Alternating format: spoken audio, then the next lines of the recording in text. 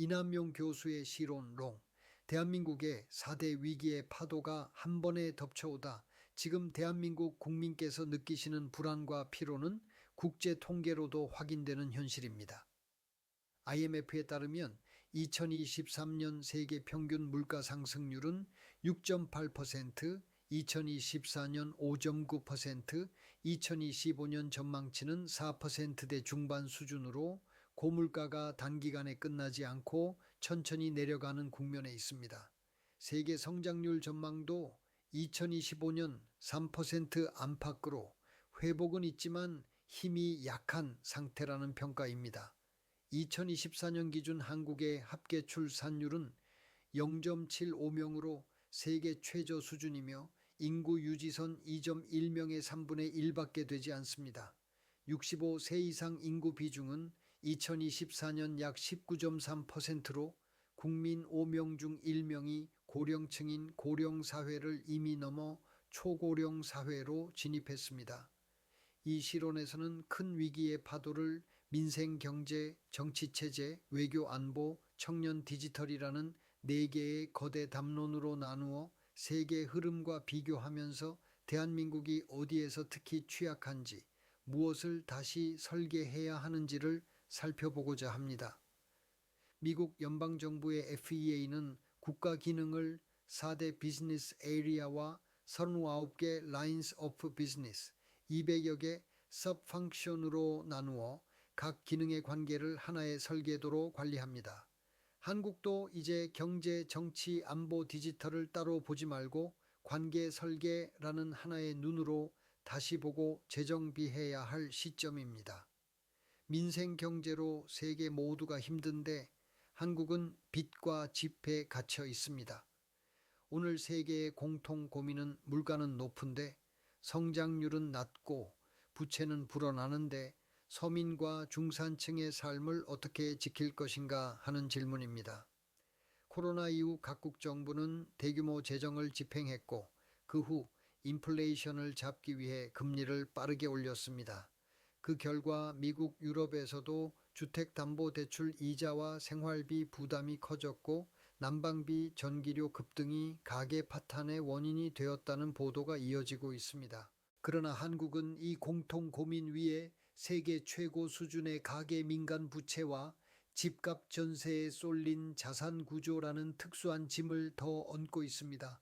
BAS와 여러 국제 통계에 따르면 한국의 가계부채는 2023년 기준 GDP의 약 100% 안팎, 2024년 2분기에도 약 91% 수준을 유지하고 있어 주요 선진국 가운데 상위권, 때로는 1위로 지목되고 있습니다. 같은 시기 한국의 일반 정부 부채는 GDP의 47%대 수준으로 OECD 평균 2023년 100% 안팎보다 낮은 편이어서 국가는 상대적으로 여유가 있지만 가계는 이미 숨이 찬 구조라는 평가가 가능합니다. 더 큰 문제는 이 빚이 어디에 묶여 있는가입니다. 한국 가계 자산의 상당 부분은 아파트와 전월세 보증금 같은 부동산에 집중되어 있습니다. 집값이 조금만 흔들려도 금리가 1, 2%포인트만 올라가도 2030, 4050 세대의 인생 전체 설계가 동시에 흔들립니다. 30대 맞벌이 부부가 전세 보증금과 주택담보대출을 끼고 집을 한번 사는 순간 아이를 몇 명 낳을 수 있는지, 부모를 모실 수 있는지, 노후에 어느 정도 여유를 가질 수 있는지가 사실상 함께 결정되는 구조입니다. 인구 구조도 민생 경제 부담을 키우고 있습니다. 2024년 출생아 수는 약 23만 8천 명으로 전년 대비 소폭 반등했지만 2000년대 초반 60만 명 안팎이던 시절과 비교하면 절반 이하입니다. 합계 출산율 0.75, 출생아 20만 명대, 65세 이상 비중 19.3%라는 세 숫자가 동시에 말해주는 것은 일하는 사람은 줄고 돌봐야 할 노인은 늘고 빚은 이미 많이 진 경제라는 냉정한 현실입니다. 따라서 민생 경제 정책의 초점은 집값을 얼마까지 올릴 것인가, 금리를 언제 내릴 것인가가 아니라 가계민간부채 총량을 어느 수준에서 멈추고 부동산 금융세제 복지를 하나의 관계망으로 다시 설계할 것인가에 맞추어져야 합니다. FEA 관점에서 보면 부동산, 주거, 금융대출, 신용, 세제, 복지연금은 하나의 플랫폼 위에서 설계되어야 하는 기능입니다. 한국은 그동안 집값이 오르면 대출 규제를 강화하고 서민이 힘들면 한시적 지원금을 뿌리는 식으로 각 기능을 따로따로 만져왔습니다. 이제는 가계부채 증가율을 명목 성장률 수준 안으로 묶고 청년 무주택층에 대해서는 빚을 늘려서 집을 사게 하는 정책이 아니라 공공임대 장기저리 자기자본 축적을 중심으로 한 장기 사다리를 설계해야 합니다. 정치체제, 제도는 있는데 왜 룰 없는 난투극처럼 느껴집니까? 정치체제 위기는 미국, 유럽, 라틴 아메리카 등 세계 곳곳에서 나타나는 공통현상입니다. 미국은 극단적인 진영 대립과 의회 마비, 전 현직 대통령을 둘러싼 사법 리스크로 인해 민주주의의 본산이 스스로 신뢰를 깎아먹고 있다는 지적을 받고 있습니다. 유럽에서는 극우 포퓰리즘 정당이 프랑스, 이탈리아, 네덜란드 등에서 20에서 30%의 득표율을 확보하며 기존 양당 체제를 흔들고 있고, 라틴 아메리카 여러 나라에서는 부패 불평등에 대한 분노가 거리 시위와 잦은 정권 교체로 표출되고 있습니다. 이때 세계적 담론의 핵심 문장은 제도는 남아있지만 제도를 지탱하던 신뢰가 붕괴하고 있다는 점입니다. WACD가 2023년에 실시한 신뢰조사에 따르면 한국에서 국가정부를 신뢰한다고 답한 비율은 37%로 WACD 평균 39%와 비슷한 수준이지만 2021년 49%에서 2년 만에 12%포인트나 떨어졌습니다. 특히 15에서 29세 청년층에서는 60% 이상이 정부를 신뢰하지 않는다고 응답했다는 조사도 나와 있습니다. 정치에 대한 관심과 참여는 높은데 정치가 문제를 해결하는 시스템이라는 믿음은 빠르게 약해지고 있는 것입니다. 한국의 정치 체제 위기는 여기서 한 걸음 더 나아갑니다. 헌법기관, 국회, 정부, 사법부, 독립위원회, 언론, 시민사회는 형식상 모두 존재하고 선거도 정기적으로 치러지며 투표율도 WHD 평균보다 높은 편입니다. 그럼에도 불구하고 많은 국민께서는 이것이 룰이 있는 경기인가 아니면 룰이 깨진 난투극인가 라는 의문을 품고 있습니다. 법과 제도는 어느 편이 집권하든 함께 지켜야 할 공동 규칙이어야 하는데 현실에서는 특정 진영의 무기처럼 보이는 장면이 반복됩니다. 어떤 큰 사건이 터졌을 때 국민이 원하는 것은 사실 아주 단순합니다. 누가 보아도 납득할 수 있는 절차와 결과입니다.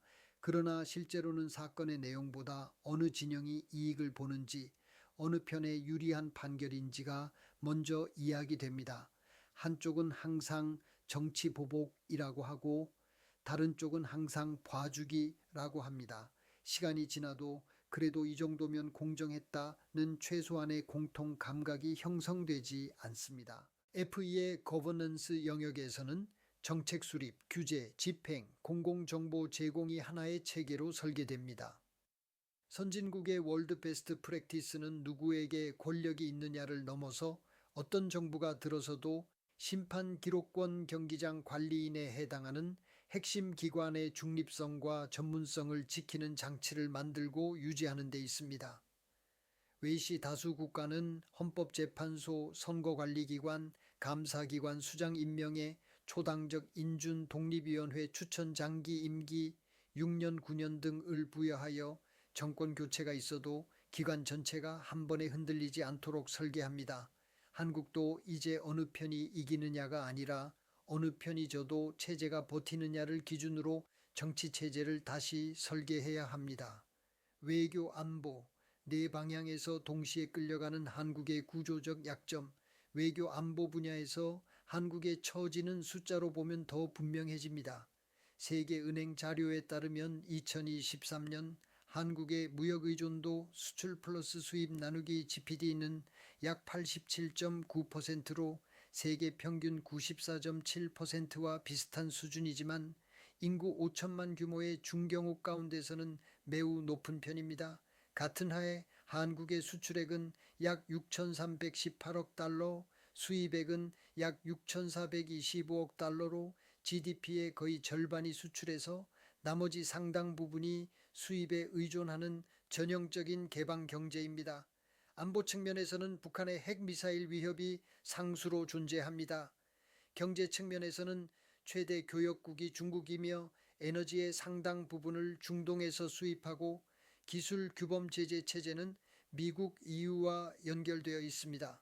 디지털 문화 측면에서는 유튜브, 넷플릭스, 구글, 애플 같은 미국 빅테크 플랫폼 위에서 K 콘텐츠가 유통되고 있습니다. 한마디로 말해 안보는 미국 수출 공급망은 중국과 미국 유럽연합, 에너지는 중동, 디지털 플랫폼은 미국 빅테크에 동시에 의존하는 얽히고 설킨 구조입니다. 이 구조에서 한 축에서 충격이 오면 다른 축에도 연쇄 효과가 나타날 수밖에 없습니다. 미중 기술 패권 경쟁이 심화되어 미국이 중국에 대한 반도체 배터리 제재를 강화하면 한국 기업은 규칙과 시장 사이에서 줄타기를 해야 합니다. 중동에서 전쟁이나 봉쇄가 발생하면 에너지 가격과 물류비 상승이 즉시 한국의 인플레이션과 무역 수지에 반영됩니다. 북핵 미사일 위기가 고조되면 외국 자본은 한국을 위험 프리미엄이 높은 시장으로 다시 평가하게 됩니다. FEA의 National Defense and International Affairs 영역으로 보면 외교 안보는 외교부와 국방부만의 업무가 아니라 산업, 과학기술, 에너지, 통상, 문화, 디지털까지 함께 설계해야 할 국가관계 아키텍처입니다.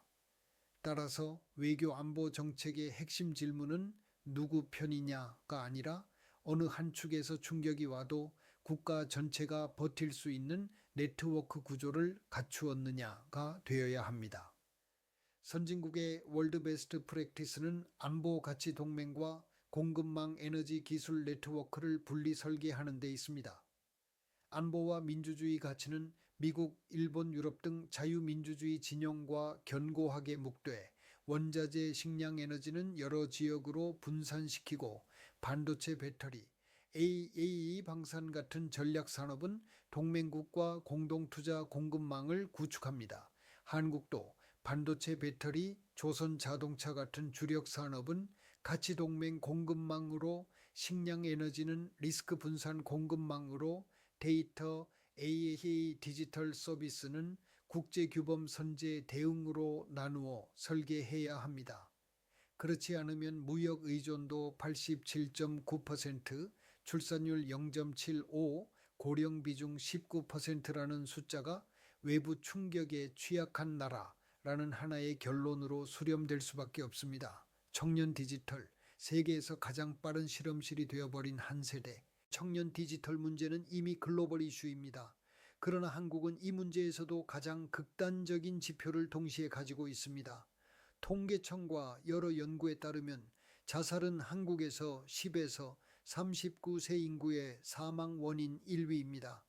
2020년 기준 구에서 24세 청소년 청년 957명이 스스로 목숨을 끊었고 이는 하루 평균 2명꼴에 해당하며 이후에도 청년 자살은 뚜렷하게 줄지 않고 있습니다. 한편 한국은 세계에서 가장 디지털이 잘 깔린 나라 중 하나입니다. 방송통신 관련 통계에 따르면 2023년 스마트폰 보급률은 94.8%로 10대에서 50대에서는 99%를 넘어 사실상 전 국민이 스마트폰을 쓰는 수준입니다. 2024년 디지털 보고서에 따르면 한국 국민 97% 이상이 인터넷을 사용하고 하루 평균 5시간 이상을 온라인에서 보내며 이 가운데 이 시간대 중반을 스마트폰 화면으로 보내고 있습니다. 2025년에는 휴대전화 회선 수가 6,920만 회선을 넘어서 인구 대비 134%에 달했습니다. 요약하면 한국 청년은 세계에서 가장 많이 연결되어 있으면서 동시에 가장 외로운 세대입니다. 아침에는 학교와 학원에서 입시 경쟁을 하고 낮에는 스펙을 쌓기 위해 대외 활동과 자격증을 준비하고 저녁에는 아르바이트를 하고 밤에는 유튜브 SNS 게임으로 잠시 도망칩니다. 그러다 새벽이 되어서야 잠들고 머릿속에는 남과의 비교 미래, 불안, 부모 세대와의 갈등이 동시에 떠 있습니다. 연애, 결혼, 출산 내 집 마련, 노후 준비 같은 30년, 50년 단위 설계를 차분히 생각할 시간과 에너지가 남지 않습니다. 정치권은 여기에 청년 수당 몇만 원, 청년 전세 대출 몇억 원을 내놓으며 청년 정책이라고 부릅니다. 그러나 출산율 0.75, 청년 자살 1위, 수도권 집값, 전세 가격, 군 복무 장시간 노동이라는 현실을 감안하면 이는 가라앉는 배 위에 튜브 몇 개 던져주는 수준에 그치고 있습니다. FE 관점에서 청년은 교육, 노동, 주거, 보건, 디지털 서비스가 교차하는 핵심 노드입니다. 한국은 이 5기능을 하나의 청년 생애 경로로 통합 설계하지 못하고 부처별 예산 사업으로 쪼개서 관리해 왔습니다. 이제 청년 디지털 정책은 청년을 잠깐 달래는 현금 지원이 아니라 입시군, 복무, 첫 직장, 주거, 결혼, 출산이라는 경로 전체를 기준으로 다시 설계해야 합니다.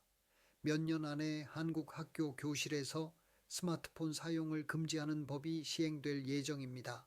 그러나 스마트폰만 막는다고 문제가 해결되지는 않습니다. 입시, 노동, 주거, 복지, 디지털을 함께 바꾸지 않으면 단지 도피수단만 바뀔 뿐입니다. 청년을 정책의 객체가 아니라 국가관계 설계의 주체로 세우는 발상의 전환이 필요합니다. 관계 철학을 기반으로 객체가 아니라 관계를 바꾸어야 합니다. 4개의 담론을 관통하는 공통점은 분명합니다. 한국은 늘 객체 중심 처방을 반복해 왔습니다. 집값이라는 객체가 오르면 대출 규제와 공급 확대를 번갈아 내놓고 청년이라는 객체가 힘들어하면 수당과 전세 대출을 던지고 북핵이라는 객체가 위협하면 무기를 더 도입하고 스마트폰이라는 객체가 문제면 학교에서 사용을 금지합니다. 그러나 실제로 무너지고 있는 것은 객체가 아니라 관계입니다. 집 대출 세금 복지 인구는 따로 존재하는 문제가 아니라 서로 엮인 관계망입니다. 국회, 정부, 사법부, 언론, 시민사회도 각각의 기관이 아니라 권력과 책임이 오가는 네트워크입니다. 외교 안보도 미국, 중국, 일본, 러시아, 북한, 중동이라는 개별 국가 목록이 아니라 가치 공급망, 군사 에너지 기술이 얽힌 다층 관계망입니다. 관계 철학은 세상을 무엇이 있느냐가 아니라 어떻게 연결되어 있느냐로 봅니다. 미국 FEA의 메시지도 다르지 않습니다. 정부 기능을 목록으로 나열하라는 것이 아니라 기능과 기능 사이의 흐름 정보 책임 관계를 설계도로 그려 관리하라는 요청입니다. OECD와 IMF는 여러 보고서에서 고령화와 생산 가능 인구 감소가 향후 선진국 성장률을 크게 떨어뜨릴 것이라고 경고하면서 한국, 일본, 이탈리아를 가장 큰 충격을 받을 나라로 꼽습니다. 이는 단순한 인구 문제가 아니라 교육, 노동, 복지, 재정이민 정책이 서로 어떻게 연결되느냐의 문제라는 뜻입니다. 앞으로 한국이 선택해야 할 전환의 방향은 3가지로 정리할 수 있습니다. 첫째, 객체에서 관계로 집값, 금리, 환율, 청년 실업률이라는 개별 지표에 매달리는 것이 아니라 가계기업 정부 세대 간 위험과 부의 관계를 어떻게 조정할 것인지가 중심이 되어야 합니다.